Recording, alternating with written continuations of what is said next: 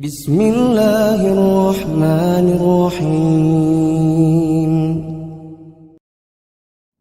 Menabak dakwah tauhid dan sunnah. Assalamualaikum warahmatullahi wabarakatuh. Waalaikumsalam warahmatullahi wabarakatuh. Alhamdulillahirabbil alamin. Nasta'in ala umuri dunya waddin. Salatu wassalamu ala asyrafil anbiya'i wal mursalin Nabiyyina Muhammadin sallallahu alaihi wasallam wa ala alihi wa sahbihi ajma'in. Yaqulullahu tabaraka wa ta'ala ya ayyuhalladzina amanu taqullaha haqqa tuqatih wa la tamutunna illa wa antum muslimun. Ya ayyuhalladzina amanu taqullaha wa qulu qawlan sadida yuslih lakum a'malakum wa yaghfir lakum dhunubakum wa man yuti'illaha wa rasulahu faqad faza fawzan 'azima. Amma ba'du. Bapak-bapak yang dirahmati Allah Subhanahu wa taala, dalam kajian kita salah satu usul atau al-usul al-thalatha, 3 landasan pokok. Dan sekarang kita masih pada pembahasan tentang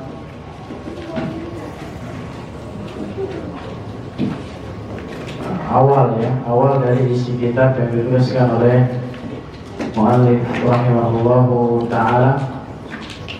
Dan pada pertemuan yang lalu sudah kita baca ucapan mu'allif rahimahullahu ta'ala, yang mana beliau mengatakan fa idza qila laka mal usulus thalathatu allati yajibu 'alal insani, apabila dikatakan kepadamu apa 3 pokok atau apa 3 landasan yang wajib diketahui oleh seorang manusia.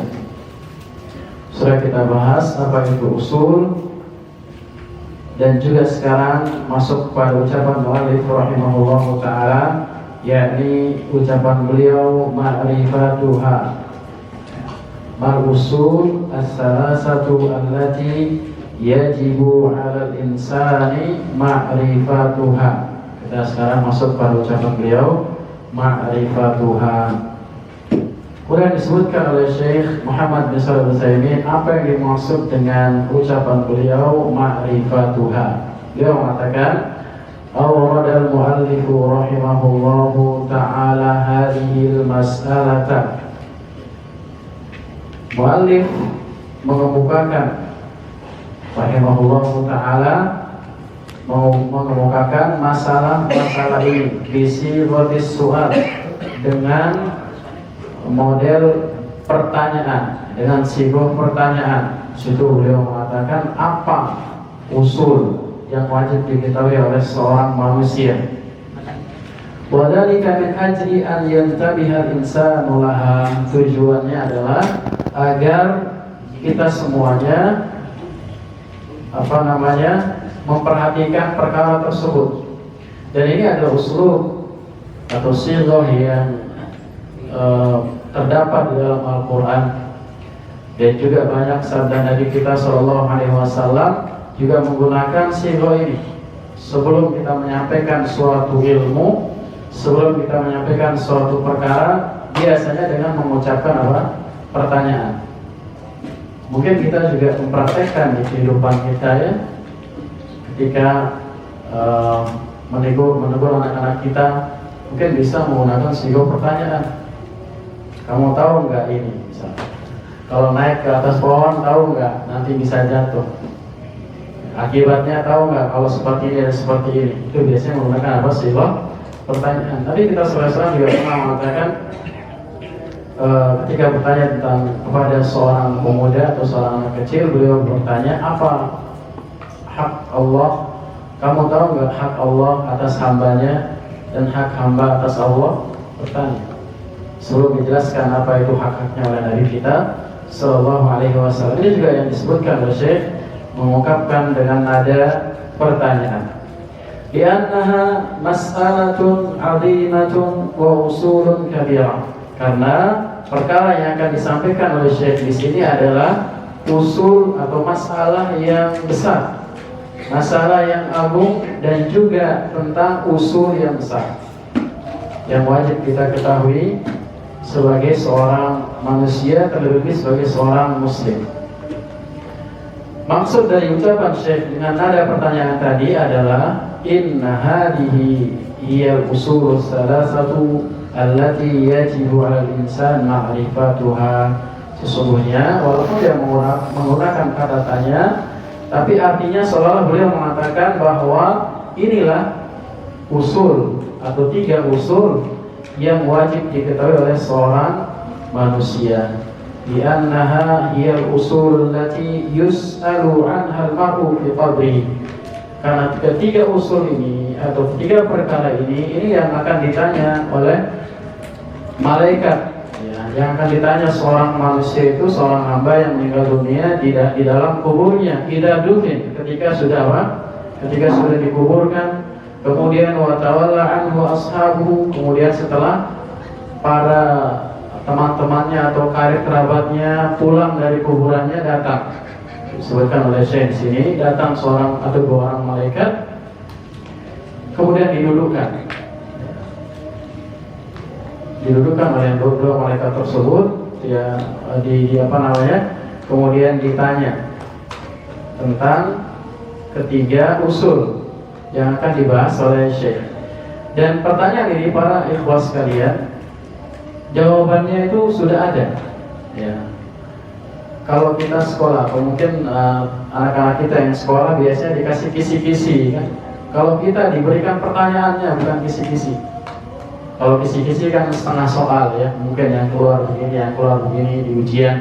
Tapi Nabi kita SAW memberikan pertanyaannya langsung dan jawabannya, luar biasa, ya.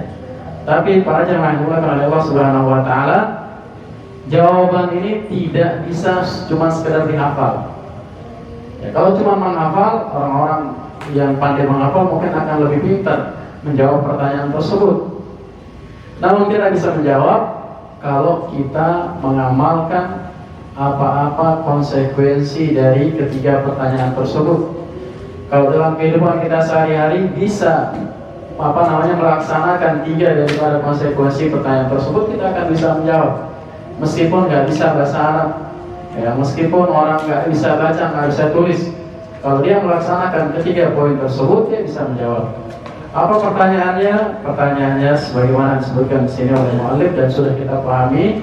Pertanyaan yang pertama, man rabbuka.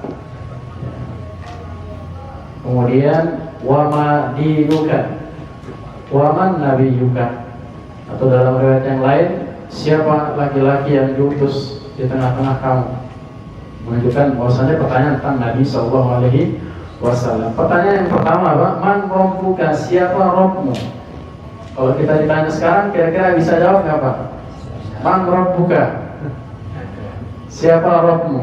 Apa jawabannya, Pak? Allah, Rabbi, Allah Tuhanku. Wa ma dinuka, apa agamamu? Islamu dini, al-Islamu dini. Anak kita sudah bisa, ya. Wa man nabiyuka, Nabi Muhammad Sallallahu Alaihi Wasallam, Nabi. Kalau kita meninggal sekarang, kira-kira siap apa enggak ini? Nah, kalau kita mau ujian, jadi nanti ujiannya di situ, ujian terakhirnya. Kalau kita bisa menjawab ketiga pertanyaan ini, kuburan itu menjadi taman surga, ya. Kuburannya akan dilapangkan, kemudian akan dibukakan pintu menuju surga, yang akan apa? Yang akan membuat adem tuh kuburan, meskipun nggak ditancapin pohon, Pak, ya, meskipun nggak disiramin bunga, ya, meskipun nggak dibuatkan atap, akan adem kalau lolos dari ketiga pertanyaan ini. Namun sekali lagi, ini nggak butuh hafalan, nggak harus kita hafal Rabbi Allah, al-Islamu dini, wa Muhammadun SAW, Nabi, nggak harus. Tapi kita harus mengenal apa itu agama. Mulai kita jalankan syariat agama itu, maka kita akan menjawab tentang agama tersebut. Kalau kita memberikan hak Allah Subhanahu wa taala, kita mengenal Allah Subhanahu wa taala, kita bisa menjawab Allah adalah Tuhanku. Sesuai yang dikatakan oleh Nabi kita SAW menjelaskan bahwa orang mukmin bisa menjawab meskipun nggak bisa apa, nggak bisa baca, nggak bisa tulis, nggak bisa bahasa Arab. Adapun orang-orang yang sesuai yang dikatakan oleh Malik di sini, Syekh di sini, wa amal murtab, adapun orang-orang yang pembangkang atau orang-orang yang tidak beriman kepada Allah, enggak menjalankan konsekuensi daripada agamanya, kemudian awil munafik, dan orang-orang yang munafik, mereka akan mengatakan apa? La adri, saya tidak tahu. Kata orang-orang yang fajir, orang-orang yang tidak berikan hak Allah, hak Nabi-Nya SAW, dan juga tidak menjalankan syariat Islam. Sami'tun nas yaquluna syai'an faqultuhu. Saya mendengar manusia mengatakan begini dan begini, aku juga mengatakan demikian. Ya, ini terlebih dari apa? Ciri-ciri Islam KTP lah. Ya, Islamnya aja di KTP-nya, tapi dia tidak menjalankan syariat Islam. Bahkan sebagian di antara mereka membenci agama Islam itu sendiri. Di antara orang-orang munafik itu demikian. Dia menampakkan keislaman, namun dalam hatinya dia benci kepada agama Islam. Inilah para jemaah oleh Allah Subhanahu wa taala yang akan dibahas oleh Syekh rahimahullah taala dalam kitabnya. Jadi berkaitan dengan 3 poin tersebut, 3 usul, 3 landasan yang harus dan wajib kita ketahui, harus kita pelajari, harus kita renungkan dan menjalankan konsekuensinya di dalam kehidupan kita agar kita selamat ya di alam sana. Karena kuburan itu adalah pembatas, Pak. Kalau kita mati pertama kali masuk ke situ dulu, menunggu sampai tegaknya hari kiamat. Kalau kita mati sekarang misalkan, kiamat 100 atau 200 tahun lagi, selama itu kita akan berada di kuburan. Makanya persiapkan yang banyak bekalnya, Pak. Panjang perjalanan tersebut, ya kan? Ya. Semoga Allah Subhanahu wa taala menyelamatkan kita banyak di alam kuburan tersebut. Kemudian fakul, maka katakanlah, kata Syekh Muhammad bin Abdul Wahab rahimahullah, kalau kamu ditanya apa itu 3 landasan, apa itu usul yang wajib diketahui oleh seorang manusia, katakanlah yang pertama, ma'rifatul abdi rabbahu. Ma'rifatul abdi rabbahu. Yang pertama adalah hamba mengenal tentang Rabb-nya, mengenal Allah. Jadi pertanyaannya, man rabbuka? Itu pertanyaan yang pertama. Maka yang harus kita ketahui adalah bagaimana cara kita mengenal Allah Subhanahu wa taala. Maka di sini Syekh Muhammad bin Shalih Al-Utsaimin rahimahullahu taala menyebutkan ada 3 sebab. Ya, ada 3 sebab atau 3 cara kita mengenal Allah Subhanahu wa taala agar kita bisa menjawab pertanyaan dari malaikat. Ya. Ketika ditanya man rabbuka, bagaimana cara kita biar tahu atau bisa menjawab pertanyaan tersebut? Di antaranya adalah dengan mengenal Allah, yaitu dengan 3 cara. Minha, yang pertama, an-nadhar wa tafakkur fi makhluqatihi azza wa jalla. Melihat dan memikirkan, merenungkan makhluk-makhluk Allah Subhanahu wa taala. Ini cara kita apa? Ini cara kita mengenal Allah Subhanahu wa taala yang pertama. Fa inna dzalika yuaddi ila ma'rifatihi. Karena hal tersebut, melihat, merenungkan dan memikirkan makhluk-makhluk Allah, itu bisa mengantarkan kita mengenal Allah Subhanahu wa taala itu sendiri. Wa ma'rifati 'azimi sultanihi, dan juga kita bisa mengetahui tentang kebesaran atau keagungan kekuasaan Allah Subhanahu wa taala, begitu besarnya kekuasaan Allah Subhanahu wa taala, wa tamami qudratihi, dan sempurnanya kehendak Allah Subhanahu wa taala, wa hikmatihi, dan sempurnanya hikmahnya Allah Subhanahu wa taala. Para jemaah, yang pertama adalah cara kita mengenal Allah Subhanahu wa taala dengan melihat ciptaan Allah Subhanahu wa taala, merenungkannya, mentadabburinya. Kalau bahasa orang zaman sekarang, tadabbur Al-Qur'an. Tadabbur Al-Qur'an dan juga tadabbur apa? Makhluk-makhluk Allah Subhanahu wa taala yang banyak sekali. Di antara makhluk Allah apa? Misalkan langit.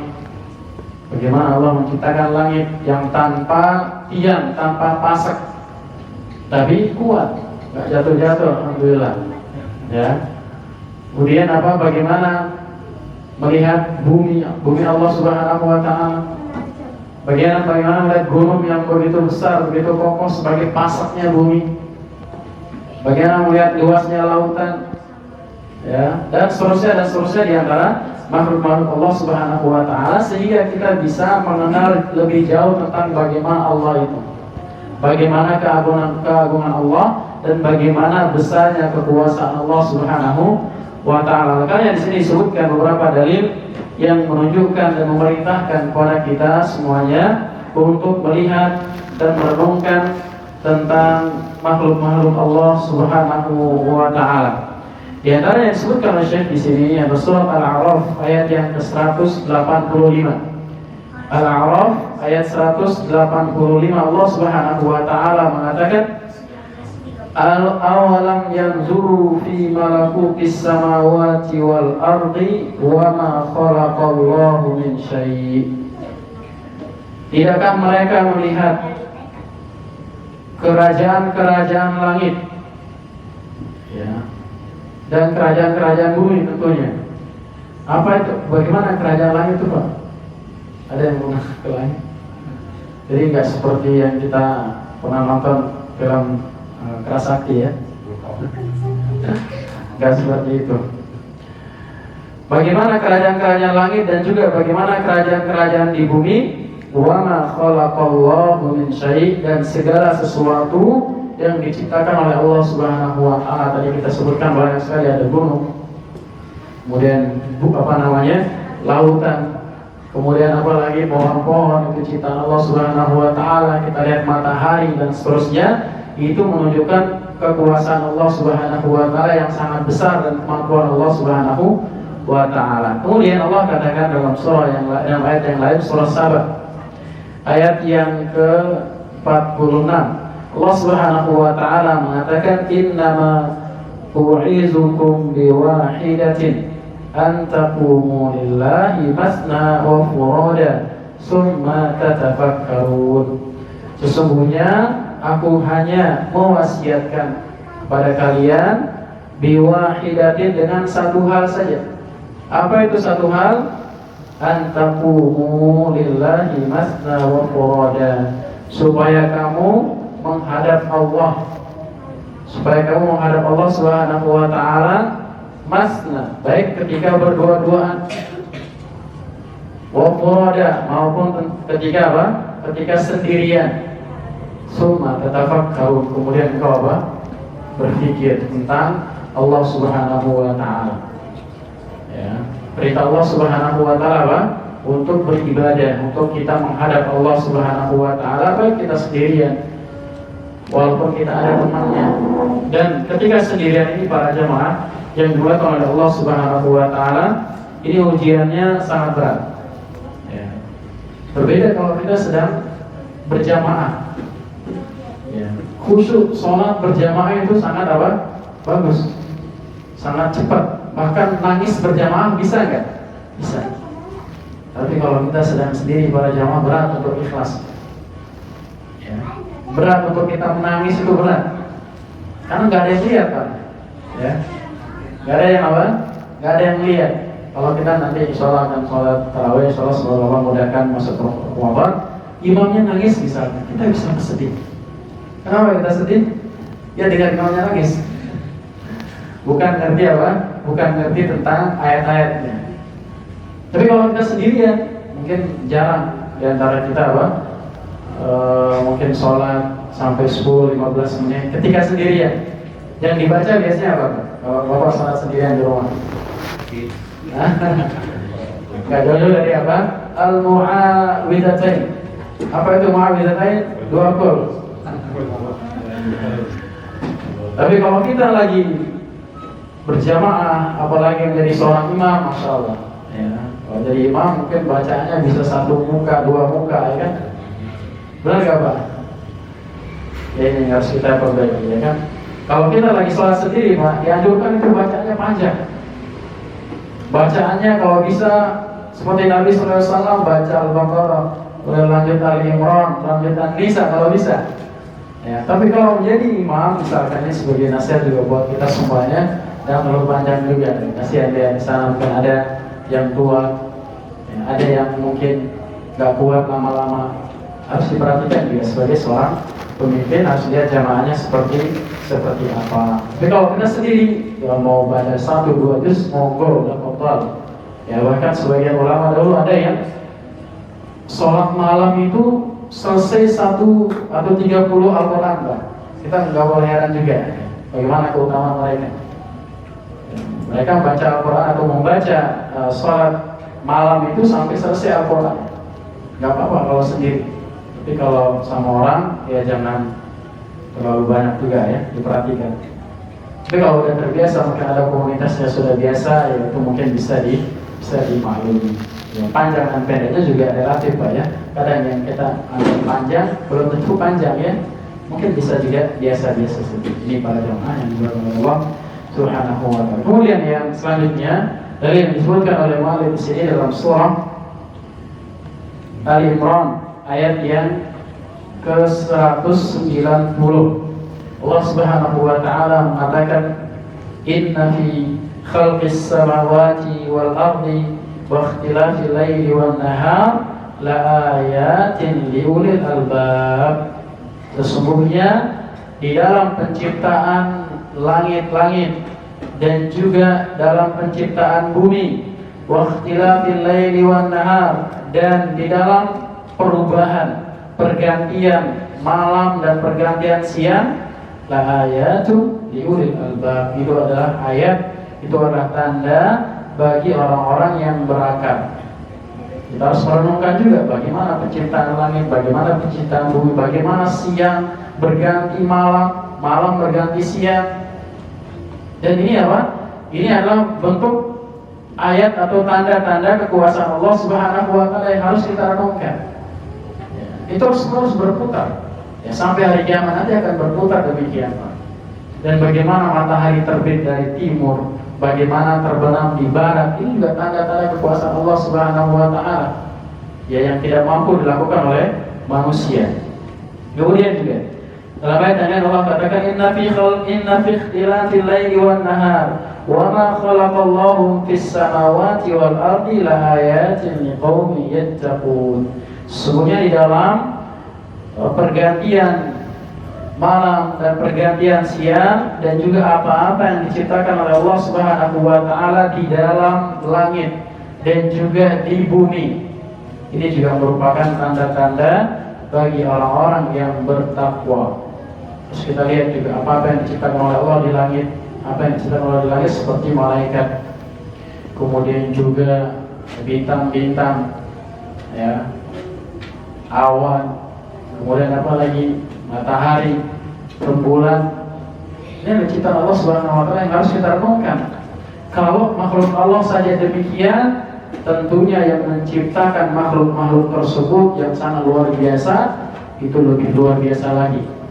Ya, lebih luar biasa lagi yang harus perhatikan hal tersebut. Kemudian Allah katakan di dalam surah yang terakhir, surah Al-Baqarah ayat 164, Allah Subhanahu wa taala mengatakan inna fi khalqis samawati wal ardi, sesungguhnya di dalam penciptaan langit dan juga penciptaan bumi, wa ikhtilafil laili wan nahar, dan di dalam penciptaan atau pergantian malam dan siang, wal fulkil lati tajri fil bahri, dan juga bahtera atau perahu-perahu, kapal-kapal yang berlayar di lautan. Kalau secara akal kita nggak mungkin akan terjadi. Bagaimana besi yang sangat berat, ya kan? Besi berat nggak tenggelam, bisa berlayar di lautan. Bima yanfa'un nas, yang bisa bermanfaat untuk manusia. Wa ma anzalallahu minas sama'i ma'in fahya bihil ardha ba'da mautiha, dan juga apa-apa yang diturunkan oleh Allah dari langit. Apa yang dimaksud di sini? Hujan, dari hujan yang bisa menghidupkan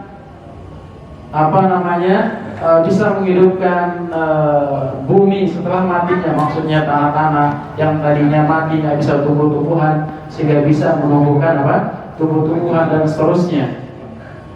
Wa bassa fiha min kulli dabbatin wa tasrifir riyahi was sahabi was sakhrati wal musakhkhari bainas samai wal ardi la ayatin liqaumin yaqilun. Ini juga renungan bagi kita.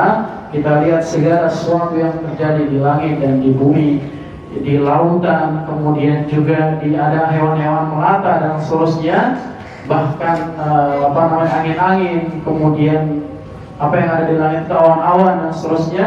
Ini adalah tanda-tanda bagi kaum atau bagi orang-orang yang berpikir.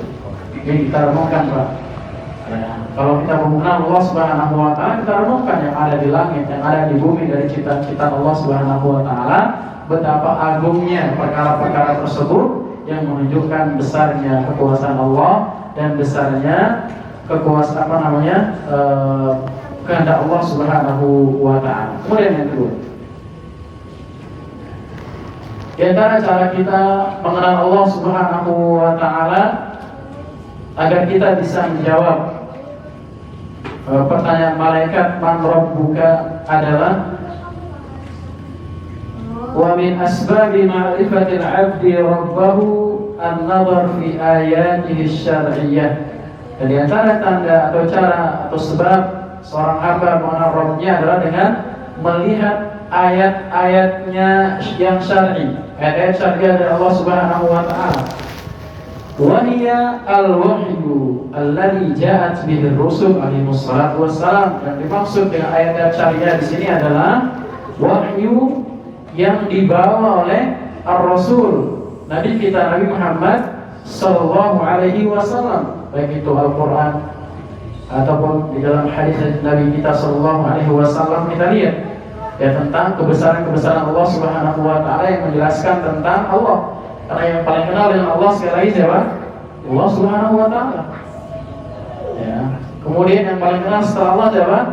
Ar-Rasul, Nabi kita Nabi Muhammad SAW dan para nabi dan para rasul yang lain.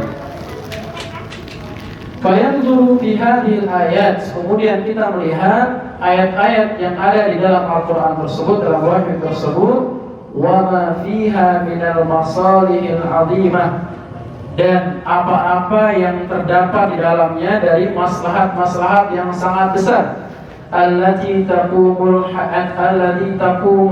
hayatul khalqi fid dunya wa fil akhirati illa biha, yang tidak mungkin seorang makhluk hidup di dunia ataupun di akhirat kecuali dengan wahyu tersebut.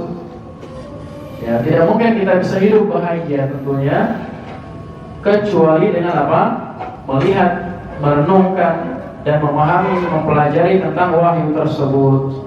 Fa idza nazara fiha wa ta'ammalaha, apabila seorang melihat wahyu tersebut yang apa di dalamnya, kemudian merenungkan ayat-ayat tersebut, wa mashtamalat alaihi minal ilmi wal hikmati, dan apa-apa yang terkandung di dalamnya dari ilmu dan juga dari hikmah, wa wajadan tidamaha wa mawafaqataha limasalihil abdi, dan apa-apa yang terdapat di dalamnya dari perkara-perkara yang bermanfaat untuk hamba. Ya, tentunya kita tahu bahwasanya apa-apa yang ada dalam Al-Qur'an ataupun dalam hadis Nabi kita sallallahu alaihi wasallam ini sangat bermanfaat untuk kita semuanya di dalam kehidupan dunia ataupun terlebih di dalam kehidupan akhirat. Arafa bidzalika rabbahu, maka seorang yang merenungkan ayat dan merenungkan hadis Nabi sallallahu alaihi wasallam, dia akan mengenal Rabbnya. Sebagaimana firman Allah Subhanahu wa taala dalam surah An-Nisa ayat yang ke-82. Allah Subhanahu wa taala mengatakan afala yatadabbaruna al-Qur'an. Afala yatadabbaruna al-Qur'an. Kenapa mereka tidak apa? Kenapa engkau tidak mentadabburi Al-Qur'an walau kana min indillah walau kana min indi ghairillah. Kalau seandainya Al-Qur'an itu bukan dari sisi Allah, lawajadu fihi ikhtilafan katsira, maka dia atau kita semuanya akan mendapati khilaf, perbedaan yang sangat banyak. Kalau kita lihat dari kitab-kitab yang ada selain Al-Quran, ada terjadi khilaf, kadang di depannya berbeda, di belakangnya juga nanti bertentangan. Sehingga kata para ulama tidak ada kitab yang paling sahih kecuali Al-Quran. Ya, termasuk sebagian ulama berpendapat bahwasanya dalam kitab Sahih Bukhari pun ada ya hadis yang tidak sahih, tapi menurut pendapat ulama secara keseluruhan sahih. Tapi kata para ulama apa hikmahnya dari pendapat beliau, pendapat mereka, kenapa kok Sahih Bukhari ada yang tidak sahih? Agar tidak ada kitab yang sahih kecuali Al-Quran. Ya. Tapi secara umum semuanya sahih. Namun sebagian ulama ada yang berpendapat, ulama setelah beliau, ada satu atau dua hadis yang tidak sahih, agar menunjukkan bahwa tidak ada kitab yang paling sahih kecuali Al-Quran. Al-Quran Al-Karim. Kemudian yang ketiga, di antara cara kita mengenal Allah Subhanahu wa taala agar kita bisa menjawab pertanyaan malaikat man rabbuka adalah wa minha ma yalqallahu azza wa jalla fi qalbil mu'min. Ya. Di antaranya adalah apa-apa yang diberikan oleh Allah Subhanahu wa taala di dalam hati seorang mukmin. Langsung dari Allah Subhanahu wa taala. Min ma'rifatillahi subhanahu wa ta'ala, dari pengenalan terhadap Allah Subhanahu wa ta'ala, hatta ka'annahu yara rabbahu ramyal aini, sampai-sampai seorang hamba itu bisa seolah-olah bisa melihat Allah Subhanahu wa ta'ala seperti telanjang bulat, seperti langsung melihat dengan mata kepalanya. Sebagaimana sabda Nabi sallallahu alaihi wasallam ketika ditanya oleh malaikat Jibril, hadis yang masyhur tentang hadis Jibril ketika Nabi sallallahu alaihi wasallam ditanya mal ihsan, ya Muhammad mal ihsan, akhbirni anil ihsan.